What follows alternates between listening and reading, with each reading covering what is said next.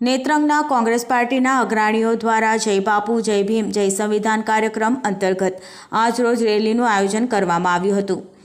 પ્રદેશ કોંગ્રેસ સમિતિ દ્વારા તમામ જિલ્લાઓમાં જય બાપુ જય ભીમ જય સંવિધાન કાર્યક્રમનું આયોજન કરવામાં આવ્યું છે, જેના ભાગરૂપે આજરોજ ભરૂચ જિલ્લા કોંગ્રેસ અગ્રણી શેરખાન પઠાણ અને નેત્રંગ તાલુકાના કોંગ્રેસ પાર્ટીના આગેવાનો દ્વારા આજરોજ જય બાપુ જય ભીમ જય સંવિધાનના નારા સાથે પદયાત્રાનું આયોજન કરવામાં આવ્યું હતું, જે નેત્રંગ બિરસા મુંડા ચોક ખાતે ભગવાન બિરસા મુંડાને ફુલહાર પહેરાવી શરૂઆત કરવામાં આવી હતી, જે નેત્રંગ 4 રસ્તાથી નેત્રંગ લાલ મંટોડી થઈ લઈને જીન બજાર જવાહર બજાર થઈને 4 રસ્તા ખાતે પૂર્ણ કરવામાં આવી હતી,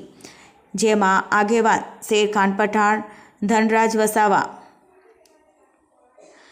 સુરેન્દ્ર વસાવા અને મોહસિન પઠાણ સહિતના કાર્યકરો સાથે મોટી સંખ્યામાં લોકો જોડાયા હતા।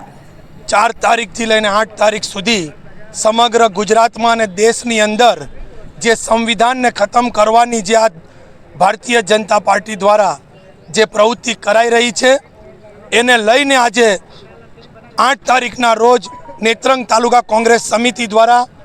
નેત્રંગ નગરમાં જય ભીમ જય બાપુ અને જય સંવિધાનના નારા સાથે